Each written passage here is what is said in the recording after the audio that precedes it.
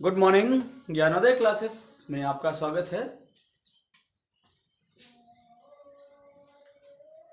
हम सभी बेहतर तरीके से तैयारियों में लगे हुए हैं। नवंबर का महीना है और प्री बोर्ड परीक्षा का टाइम टेबल आ चुका है और हम बड़े ही उत्साह के साथ प्री बोर्ड परीक्षा के साथ साथ अर्धवार्षिक परीक्षा टेस्ट की भी तैयारी, प्री बोर्ड टेस्ट के साथ साथ अर्धवार्षिक परीक्षा की भी तैयारी हम लोग कर रहे हैं। साथ में हम देख रहे हैं कि बहुत ही अच्छे ढंग से आप पढ़ाई कर रहे हैं। तो आइए चलते हैं जिस सीरीज में हम लोग चल रहे हैं, चैप्टर 8 एक्सरसाइज 8.1 में हम लोग चल रहे हैं। अभी तक 6 क्वेश्चंस कंप्लीट हो चुके हैं। अब आइए चलते हैं क्वेश्चन नंबर 7 में। चलिए देखते हैं। तो क्वेश्चन नंबर 7 क्या कहता है? क्वेश्चन नंबर 7 कहता है कि cot थीटा का मान दिया हुआ है 7/8। तो हमें प्रूफ करना है, कुछ वैल्यू निकालनी है। 1 + sin थीटा 1 - sin थीटा का अपान 1 + cos थीटा 1 - cos थीटा, इसी का मान निकालना है। तो आइए चलते हैं, देखते हैं। चलिए, तो प्रश्न क्रमांक 7 में दिया है, cot थीटा की वैल्यू दिया है cot थीटा = 7/8, 7/8 दिया है। पहले हम सभी त्रिकोणमितीय अनुपात निकालने के लिए लंब, कर्ण और आधार तो निकालेंगे, इसके बाद आगे चलेंगे और पढ़ेंगे। तो cot थीटा का मान होता है, tan का होता है लंब बटे आधार, sin बटे लंब बटे आधार होता है। तो इसका हो जाएगा आधार अपान लंब। क्या हो जाएगा? आधार अपान लंब। ये आधार अपान लंब हो गया। अब आइए चलते हैं आगे। जब आधार अपान लंब ये हो गया तो हमें कर्ण चाहिए। तो पीजीटी क्या कहता है?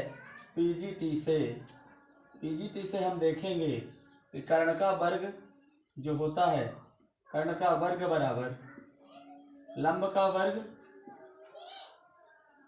वर्ग प्लस आधार का वर्ग होगा।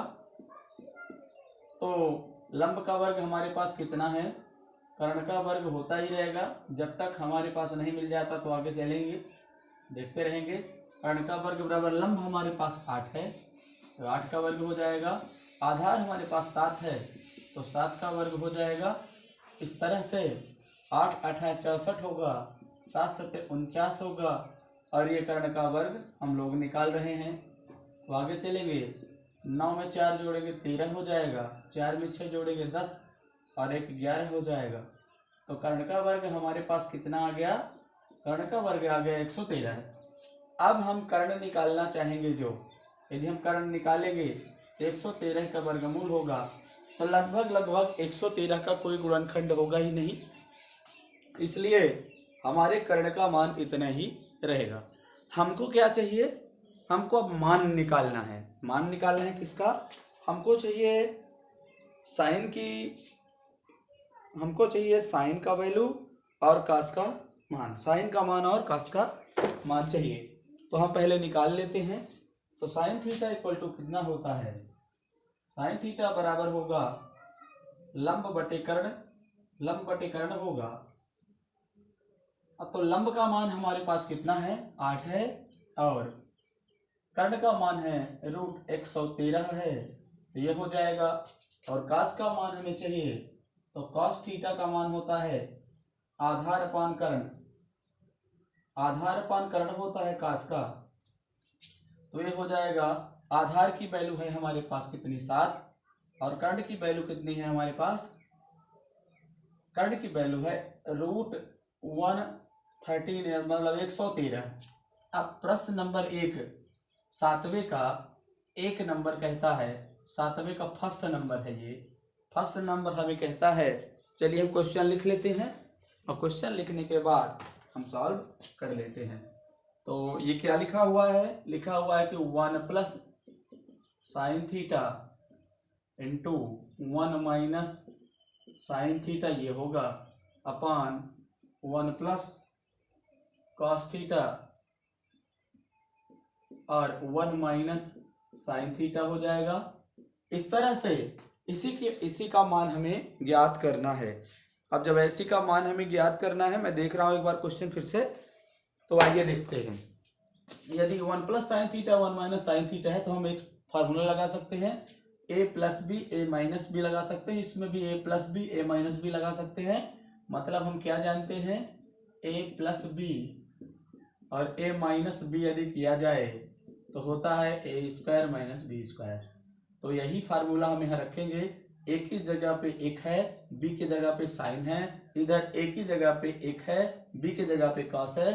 तो हम लोग क्या करेंगे, 1 स्क्वायर 1 का स्क्वायर माइनस साइन का स्क्वायर हो जाएगा, साइन थीटा का स्क्वायर हो जाएगा अपान 1 का स्क्वायर हो जाएगा माइनस कॉस थीटा का स्क्वायर हो जाएगा। अब आगे चलेंगे तो 1 का स्क्वायर 1 होगा, 1 minus sine square theta equal to क्या होता है। अब हम पिछले वीडियो में हमने बता चुका है, 1 माइनस ये हो जाएगा साइन स्क्वायर थीटा, ये हो जाएगा 1 माइनस कॉस स्क्वायर थीटा। हमने त्रिकोणमिति का परिचय जब वीडियो हम आपका तक पहुंचाए, त्रिकोणमिति के परिचय में हमने वो फार्मूला लिखा था सर्वसमिका, वही सर्वसमिका हम लिख रहे हैं। फार्मूला हम जानते हैं, क्या जानते हैं, first number 1 minus sine square theta equal to cos square theta, और सेकेंड नंबर क्या जानते हैं, 1 minus cos square theta equal to sine square theta. इस तरह से हम लोग ये जानते हैं, यही दोनों फार्मूले हम यहाँ पे अप्लाई करेंगे। तो क्या हो जाएगा, 1 minus sine square theta equal to क्या होता है, कॉस स्क्वायर थीटा। तो कॉस स्क्वायर थीटा हम लिख लेंगे अपान क्या हो जाएगा, कॉस स्क्वायर थीटा लिख लेंगे, ये क्या हो जाएगा 1 माइनस कॉस स्क्वायर थीटा है तो 1 माइनस कॉस स्क्वायर थीटा की वैल्यू होती है साइन स्क्वायर थीटा, तो ये हो जाएगा। तो कॉस अपान साइन ये भी हमने बताया था। हम त्रिकोणमिति के परिचय वाला वीडियो आप अवश्य देखें, क्योंकि उसमें सभी चीज़ें, वो 19-20 मिनट का वीडियो है, आप जैसे ही खोलेंगे तो उसमें मिल जाएगा, प्रोफाइल पे मिल जाएगा। तो आप त्रिकोणमिति का परिचय और सूत्र अवश्य देख लें। तो cos upon sine equal to होता है cos upon cos theta upon sine theta equal to होता है कितना, कॉट थीटा। क्या होता है, कॉट थीटा। तो इस तरह से हम जानते हैं, ये फार्मूला है, हम फार्मूला अप्लाई कर रहे हैं। Cos square upon sine square equal to क्या हो जाएगा, cos square upon sine square equal to हो जाएगा कॉट स्क्वायर, क्या हो जाएगा, कॉट स्क्वायर थीटा।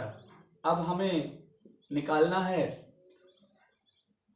यदि हम साइन कॉस की वैल्यू ना निकालते और हम ऐसे ही करते, जा सॉल्व कर लेते, तब भी हमारा आंसर कंप्लीट आता। कॉस स्क्वायर यदि हम यहाँ साइन और कॉस की वैल्यू निकाले हैं तो यहाँ भी रख करके सॉल्व कर लेंगे तब भी आ जाएगा, और ऐसे भी सॉल्व कर लेंगे तब भी आ जाएगा। कॉट की हमारे पास वैल्यू है कितनी, 7/8। जब 7/8 है तो हम क्या कर लेंगे, कॉट की वैल्यू 7/8 है तो हम क्या कर लेंगे, कॉट की वैल्यू 7/8 है तो 7/8 रखेंगे और स्क्वायर करेंगे तो 7 की वैल्यू हो 7 7 जा 49, 8 8 जा 64, ये हो जाएगा आंसर। पहले वाले का आंसर ये हो जाएगा और आप देख सकते हैं। तो फर्स्ट नंबर का ये आंसर आ चुका है। एक और इसकी मेथड हमारे माइंड में आ रही है कि यदि मान लीजिए हम इसको कोई कुछ ना निकाले, सीधा यहाँ तक कुछ ना निकाले, ये पूरा ना निकाले, यहाँ तक कर्ण कॉस ये पूरा भी कुछ भी ना निकाले, और एक नंबर को यहाँ से सॉल्व करें, टोटल सॉल्व करें, तो कॉट स्क्वायर तो हमारे पास कॉट थीटा की वैल्यू तो वैसे भी दी हुई है, यहाँ स्क्वायर कर देंगे तो ये हो जाएगा। यदि हम इसको हटाना चाहें तो भी हटा लें। हमने उस हिसाब से रखा था कि यहीं पे मान रखेंगे, साइन और कॉस की वैल्यू जो निकाले थे तो साइन और कॉस की जगह पे रख के सॉल्व करेंगे, तो उतना उचित नहीं है, लेकिन यदि आप करना चाहें तो उसे भी कर सकते हैं। चलिए आइए सेकंड नंबर देख लेते हैं। सेकंड नंबर भी बहुत छोटा सा है। सेकंड नंबर कहता है कि काट स्क्वायर थीटा का मान हमें निकालना है। कितना? काट स्क्वायर थीटा। तो हमारे पास तो अब सभी काट स्क्वायर थीटा के वैल्यू सेकंड नंबर में आई हुई है। तो काट थीटा की वैल्यू 7/8 है। इसका स्क्वायर करेंगे तो 7 7 49, 8 जाई 64, ये हो जाएगा। तो सेकंड नंबर का भी आंसर हो जाएगा। सेशन यदि अच्छा लगा करे तो आप लाइक अवश्य कर दिया करें। और एक बात और बोल रहा हूँ, आप कमेंट नहीं करते हैं। यदि आप कमेंट करें, कमेंट में कुछ लिखेंगे कौन सा कोई क्वेश्चन में आपको डाउट है, या फिर सामान्य अपने अंदर की बात लिख दें कि हम मतलब इस सोल्यूशन को देख करके आप कैसा फील कर रहे हैं। एक कमेंट अवश्य छोड़ा करें। अपने दोस्तों तक शेयर करें जो इस कांटेक्ट में हमारे नहीं हैं। आपके कांटेक्ट में अवश्य होंगे, आप उनको तक उन दोस्तों तक शेयर करिए। शेयर करने, लाइक करने, कमेंट करने या सब्सक्राइब करने में कोई आपका चार्ज नहीं होता, आप अपने हिसाब से कर सकते हैं। चलिए आइए क्वेश्चन नंबर 8 देखते हैं। क्वेश्चन नंबर 8 को करते हैं। चलिए देखते हैं प्रश्न नंबर 8 की ओर। प्रश्न नंबर 8 क्या कहता है कि हमारे पास कुछ दिया हुआ है। जो दिया है वो हम लिख लेंगे। दिया है क्या दिया हुआ है? प्रश्न नंबर 8 में दिया है कि यदि 3 cot A बराबर 4 दिया है तो हमें मान निकालना है, जांच करना है, प्रूफ करना है। 3 cot A यदि लिखा है, चलिए पहले तो हम निकाल लेते हैं। त्रिकोणमितीय अनुपात निकालने के लिए लंब करना है और आधार। इसके लिए हम क्या करेंगे? 3 गुणा में है, यदि cot A की वैल्यू यहाँ से निकालें तो 4 हो जाएगा, और गुणा में 3 है तो बटे में अपान में 3 हो जाएगा। तो क्या हो जाएगा? 4/3। अब हम लंब बटे आधार कितना होता है? tan का होता है। तो काट का हो जाएगा आधार बटे लंब। ये क्या हो जाएगा? आधार बटे लंब करेंगे, ये हो जाएगा। आधार बटे लंब ये हो जाएगा। तो हमें क्या चाहिए? कर्ण चाहिए। तो कर्ण हम निकालेंगे तो PGT से हम कर लेते हैं। PGT से यानी पाइथागोरस प्रमेय से। तो क्या करेंगे? कर्ण का वर्ग बराबर क्या होता है? लंब का वर्ग प्लस आधार का वर्ग हो जाएगा। आधार का वर्ग हो जाएगा। तो आगे चलेंगे तो कर्ण का वर्ग बराबर कितना होगा? कर्ण का वर्ग बराबर कितना होगा? लंब का वर्ग। लंब हमारे पास 3 है तो 3 का वर्ग हो जाएगा। और आधार कितना है? 4 है। आधार का वर्ग कितना हो जाएगा? 4 हो जाएगा। ये 4 का वर्ग हो जाएगा। आगे चलेंगे तो कर्ण का वर्ग हम निकालते चल रहे हैं, तो कर्ण का वर्ग निकालेंगे ही। और ये क्या हो जाएगा? 3 का वर्ग 9 हो जाएगा, 4 का वर्ग 16 हो जाएगा। तो हम कर्ण का वर्ग निकालेंगे, आगे करते भी रहेंगे और इसे देखते भी रहेंगे।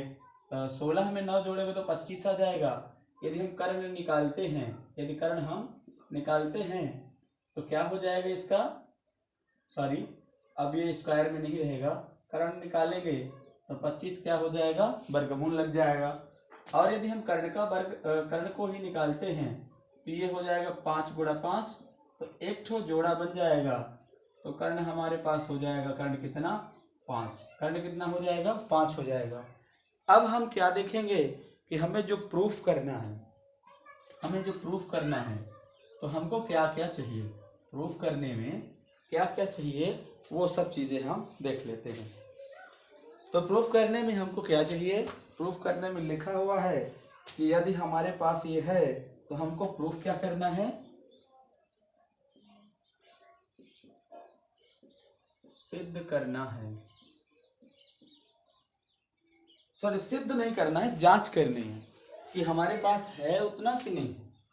तो चलिए आइए देख लेते हैं। जांच करनी है, सॉरी, तो जांच करनी है तो हम लिखेंगे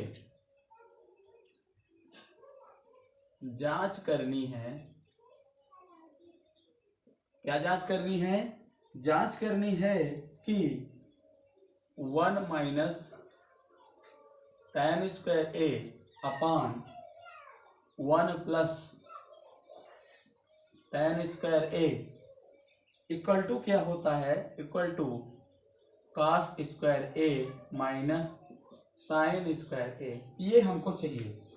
यदि हमें प्रूफ करना है यही, मतलब ये दोनों इक्वल हैं या नहीं, हमें जांच करनी है। अब जैसे ही जांच हम करेंगे तो स्टार्ट करते हैं एलएचएस से, एलएचएस लेफ्ट हैंड साइड से। तो अभी एलएचएस से स्टार्ट करने के पहले हमको मान चाहिए, तो मान निकाल लेते हैं किसका, टैन का। पहले टैन का चाहिए, तो टैन का क्या हो जाएगा, टैन ए इक्वल टू कितना, ये काट ए 4/3 है, तो टैन ए क्या हो जाएगा, 3/4 उल्टा होता है, ये लंब बटे आधार होता है, तो 3/4 हो जाएगा टैन का। कॉस का क्या हो जाएगा, कॉस ए की वैल्यू हमारे पास कितनी हो जाएगी, आधार बटे कर्ण होता है, तो आधार हमारे पास कितना है 4, और कर्ण की वैल्यू हमारे पास है कितनी 5 हो जाएगा। और साइन का होता है लंब बटे कर्ण, तो लंब हमारे पास 3 है और कर्ण कितना है 5 है, तो 3/5 ये हो जाएगा। अब आगे चलेंगे हम लोग, एलएचएस से स्टार्ट करेंगे, एलएचएस से वैल्यू फाइंड करेंगे। तो ये हो जाएगा 1 प्लस टैन स्क्वायर ए अपॉन 1 माइनस टैन स्क्वायर ए।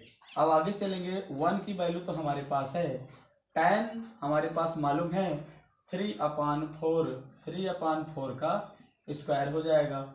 अब ये बटे में हम निकालेंगे तो 1 प्लस टैन स्क्वायर होगा, 1 माइनस टैन यहाँ पे है और 1 प्लस यहाँ पे है, तो 1 माइनस यहाँ पे रहेगा, 1 प्लस टैन स्क्वायर यहाँ पे रहेगा, तो 1 प्लस टैन स्क्वायर ए है हमारा यहाँ है। तो टैन की वैल्यू हमारे पास 3/4 है, तो 3/4 यहाँ पे कर लेंगे।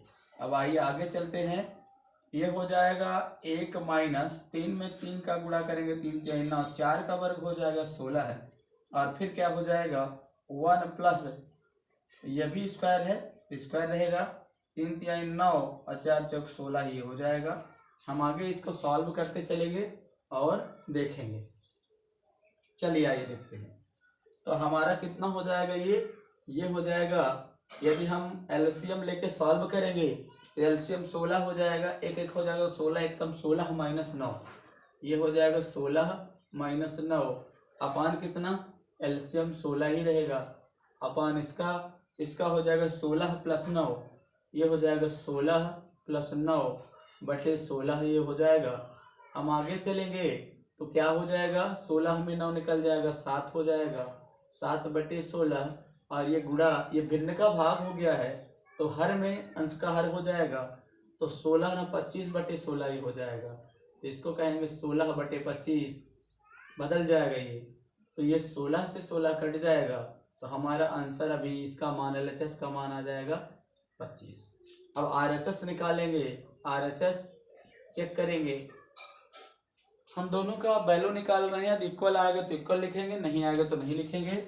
आरएचएस क्या है, cos square A minus sine square ए, तो हो जाएगा कॉस की वैल्यू हमारे पास कितनी है 4/5 है, इसका वर्ग करना पड़ेगा, और साइन का है 3/5 है, इसका भी वर्ग करना पड़ेगा, तो 4 चौक 16 हो जाता है, 5/25 हो जाता है, माइनस 3 का वर्ग हो जाएगा 9 और 5 का वर्ग हो जाएगा 25, तो हमारे पास 25 सेम है आधार में, तो एलसीएम क्या आ जाएगा 25 हो जाएगा। अब 25 में 25 कट जाएगा, 16 आ जाएगा यहाँ, और यहाँ पे ऐसे ही 9 आ जाएगा, तो हम क्या करेंगे 16 में 9 घटा देंगे तो 7 आ जाएगा, और ये 25 हम देख रहे हैं कि आरएचएस और एलएचएस देख रहे हैं, अर्थात एलएचएस बराबर आरएचएस हम पा लेते हैं, इस तरह से दोनों बराबर हैं और हमारा मान सही है। अर्थात क्या हो जाएगा, अर्थात क्या है 1 minus tan square A upon 1 plus tan square A equal to क्या हो जाता है cos square A minus sine square A. इस तरह से हम देख रहे हैं कि दोनों बराबर हैं, तो प्रश्न क्रमांक 8 कंप्लीट होता है। आइए चलते हैं नेक्स्ट क्वेश्चन में। चलिए देखते हैं प्रश्न क्रमांक 9। प्रश्न क्रमांक 9 में कुछ लिखा हुआ है और दिया हुआ है। आइए देखते हैं कि क्या लिखा हुआ है। तो प्रश्न क्रमांक 9 में लिखा है कि बी कोण समकोण है। एक त्रिभुज है, त्रिभुज ABC, और त्रिभुज ABC में बी कोण समकोण है। तो हम देखेंगे, बना लेते हैं। ये हो जाएगा त्रिभुज ABC में बी कोण समकोण है, तो बी ये हो जाएगा, और ए यहाँ लिख देते हैं और सी यहाँ लिख देते हैं। तो त्रिभुज ABC में बी कोण समकोण हो गया। तो हम देखेंगे कि बी कोण समकोण होने के बाद हमें कुछ मान दिए हैं। क्या मान दिया हुआ है? मान दिया है कि tan हमारे पास कितना है, tan A की वैल्यू √A 1/√3 दिया है। tan A का मान 1/√3 है। tan A का मान हमें 1/√3 है। तो sin A cos C, cos A sin C का मान हमें निकालना है। मतलब sin A sin C cos A cos C का वैल्यू हमें फाइंड करना है। चलिए आइए, तो हम पहले निकालेंगे sin A, और इससे पहले हम त्रिकोणमितीय अनुपात निकालने के लिए लंब कर्ण आधार निकालेंगे। तो tan का होता है लंब बटे आधार। tan का होता है लंब बटे आधार। तो कर्ण हमको निकालना है, तो क्या हो जाएगा, PGT से हम ले लेंगे। PGT से जैसे लिए तो कर्ण का वर्ग बराबर होता है लंब का वर्ग प्लस आधार का वर्ग। तो आधार का वर्ग ये हो जाएगा। और हम आगे चलेंगे, लंब हमारे पास कितना है, 1 है, तो 1 का वर्ग, आधार कितना है √3, तो √3 का वर्ग। 1 का वर्ग करेंगे तो 1 ही आएगा, और √3 का वर्ग करेंगे तो 3 आएगा। दोनों को जोड़ देंगे तो 4 हो जाएगा। लेकिन हम कर्ण का वर्ग निकाल रहे हैं अभी। तो कर्ण का वर्ग जब निकाल रहे हैं, और हम कर्ण जैसे ही कर्ण निकालेंगे, कर्ण को निकालेंगे, तो ये √4 हो जाएगा। और ये √4 जैसे ही हो जाएगा तो क्या होगा, कर्ण हमारा कितना हो जाएगा, कर्ण हो जाएगा 2। इस तरह से लंब कर्ण और आधार हमारे पास मिल चुका है। तो sin A हमको निकालना क्या है, sin A cos C cos A sin C निकालना है। मतलब sin A sin C निकालना है। चलिए मान निकालते हैं। तो sin A हमारे पास क्या है, लंब हमारे पास कितना है, इसको हम अभी लंब मान लेते हैं। लंब है ही, लेकिन जिस कोण को हम निकालेंगे उसके सामने वाली भुजा हमारी लंब होगी। ये कर्ण है, ये कर्ण हो जाएगा, और ये आधार हो जाएगा। इन सभी का मान भी लिख लेते हैं। लंब का मान हमारे पास 1 है, कर्ण का मान कितना है, 2 है, और आधार का मान कितना है, √3 है। इस तरह से आगे चलेंगे। तो अब चलिए sin A की वैल्यू, तो A के सामने वाला क्या है, भुजा लंब है, तो ये हो जाएगा BC। sin A का मान क्या हो जाएगा, BC/AC कर्ण। तो BC की वैल्यू हमारे पास कितनी है, sin A हमें क्या चाहिए, sin A cos C। तो चलिए देख लेते हैं क्या क्या करते हैं। तो हम लोग देखेंगे कि sin A तो क्या हो जाएगा, BC/AC। तो BC की वैल्यू हमारे पास है लंब 1, और AC का मान है 2, तो 1/2 हो जाएगा। चलिए sin A, तो cos A की वैल्यू अब निकाल लेते हैं। cos A तो ये हो जाएगा आधार बटे कर्ण। आधार हो जाएगा कितना, आधार बटे कर्ण हो जाएगा कितना हमारे पास, आधार बटे कर्ण हो जाएगा आधार और ये कर्ण। तो हो जाएगा AB/AC। तो AB/AC हो जाएगा। ये आधार कितना है, √3, और कर्ण कितना है, 2।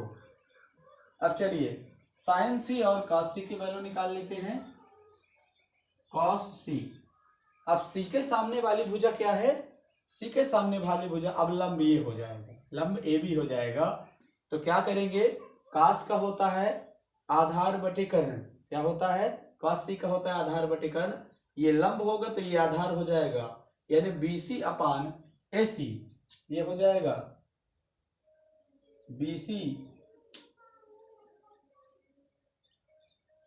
अपान AC, यानी BC की वैल्यू है 1 और AC की वैल्यू है 2, तो 1/2 हो जाएगा।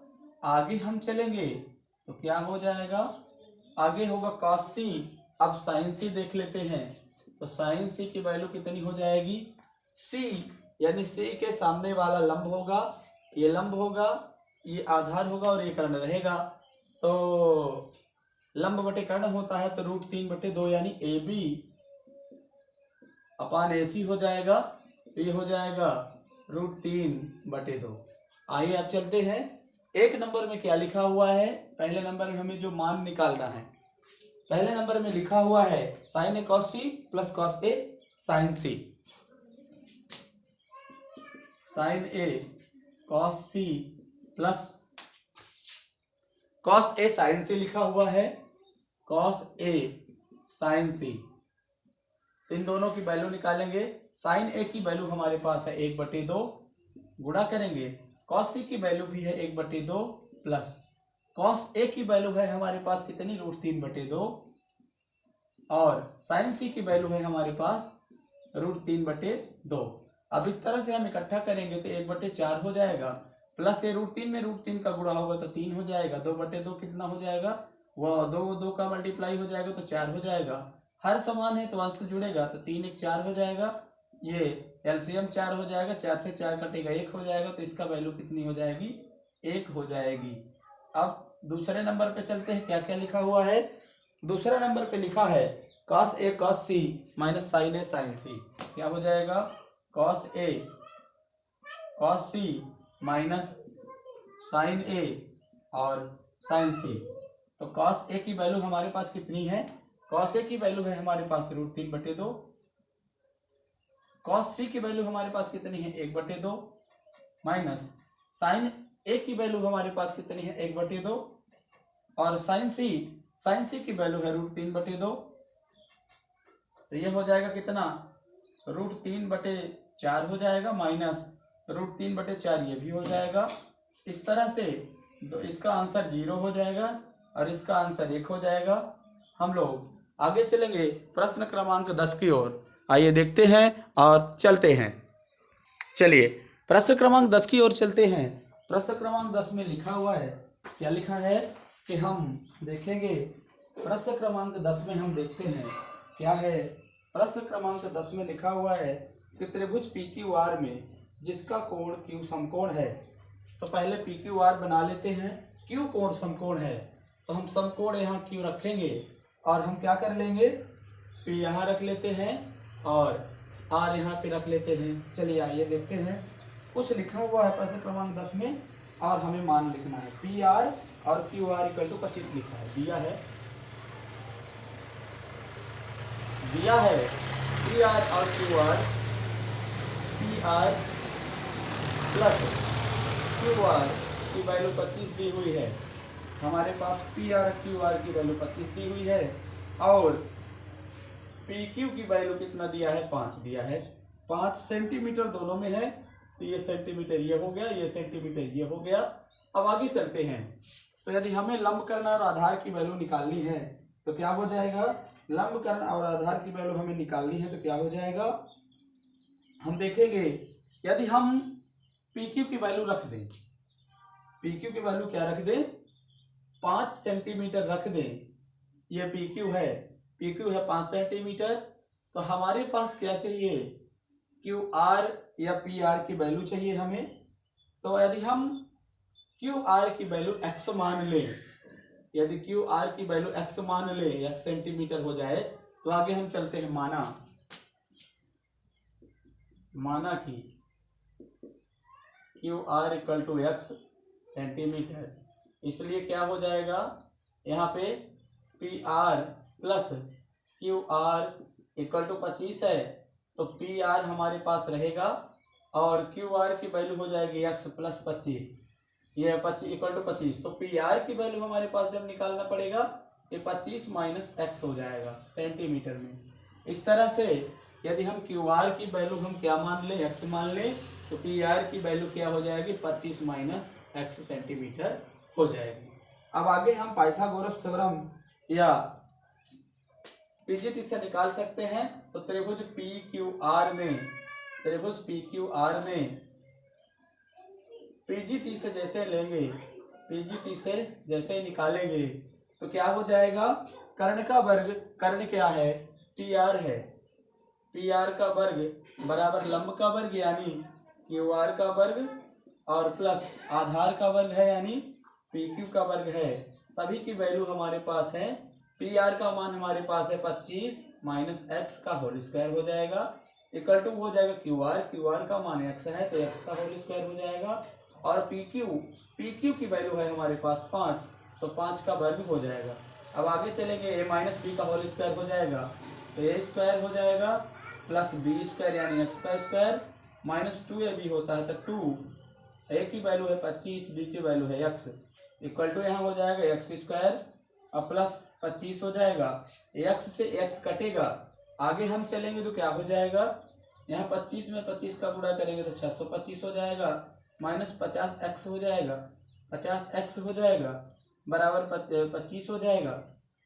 आगे हम लेके जैसे ही चलेंगे, आगे हम लेके जैसे ही चलेंगे, x की वैल्यू हमें फाइंड करनी है, और क्या हो जाएगा, अब 25 उधर जाएगा, सॉरी ये तो 25 हम 625 होगा, तो ज्यादा लिखा गया, ये 625 हो जाएगा। यहाँ पे हम आगे क्या करेंगे, 25 उधर ले जाएंगे तो क्या हो जाएगा, 625 हो जाएगा, ये प्लस 25 है, लेफ्ट में जाएगा तो माइनस 25 हो जाएगा, और ये 50x रहेगा, 50x माइनस में है तो राइट में जाएगा तो प्लस में हो जाएगा, 25 घट जाएगा तो 600 बच जाएगा, और ये 50x रहेगा। यदि हम x की वैल्यू फाइंड करना चाहें तो 50 क्या है, गुणे में है तो भाग में जाएगा, तो 600/50 हो जाएगा, ये हो जाएगा 1 0 कट जाएगा, और ये 12 पंचे 60 होता है, 12 हो जाएगा, तो x की वैल्यू हमारे पास 12 सेंटीमीटर हो गई। तो हम अब आगे करेंगे, यानी लंब का मान हमारे पास क्या हो गया, x इक्वल टू 12 सेंटीमीटर हो जाएगा, और कर्ण का मान हम जैसे निकाल लेते हैं क्या हो जाएगा, आइए देखते हैं।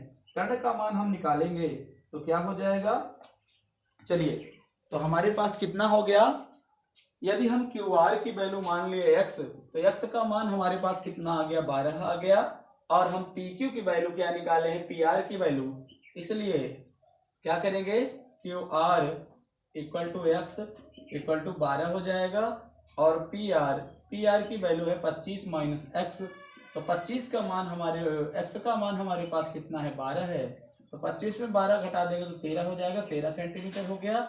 अब आगे हमारे पास जो भी चाहिए, प्रश्न क्रमांक 10 में लिखा हुआ है, तो कहता है कि साइन पी, कॉस पी और टेन पी की वैल्यू हमें निकालना है।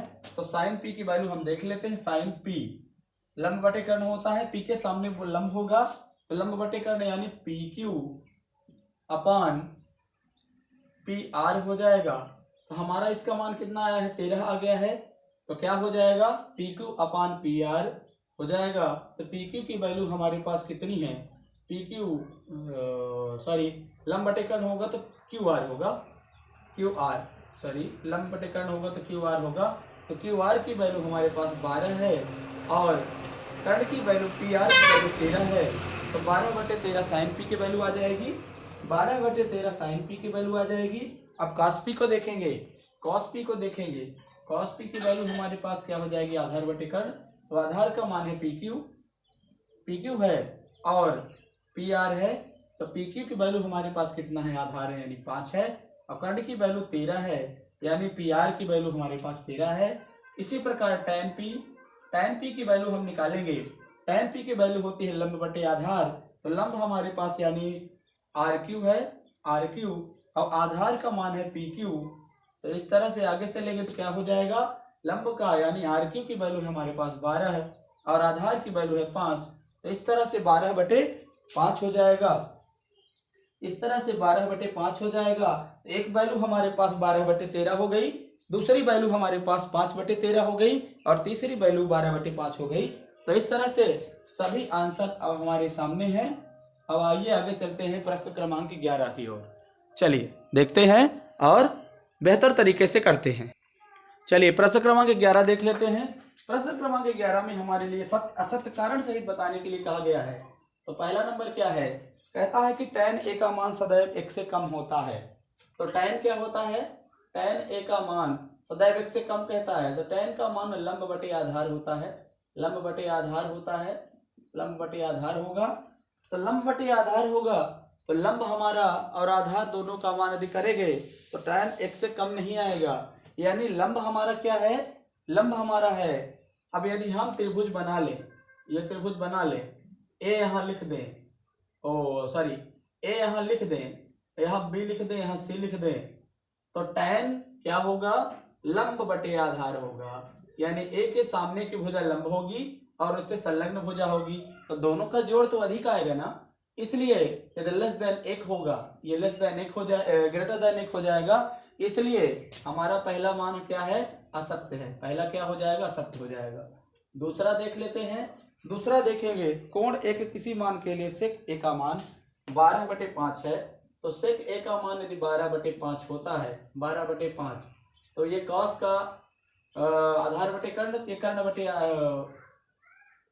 ये कर्ण हो जाएगा, ये कर्ण हो जाएगा, कर्ण बटे लंब, कर्ण बटे आधार हो जाएगा, ये क्या हो जाएगा, कर्ण बटे आधार हो जाएगा। तो कर्ण तो बड़ा होता ही है, तो हम क्या कहेंगे, 12 बटे, तो हमेशा ये क्या हो जाएगा, सत्य हो जाएगा, क्योंकि कर्ण सबसे बड़ी भुजा होती है। अब तीसरा नंबर क्या है हमारे पास, तीसरा नंबर लिखा हुआ है कॉस ए। कॉस ए कोण ए के कोसेकेंट के लिए प्रयुक्त एक संक्षिप्त रूप है।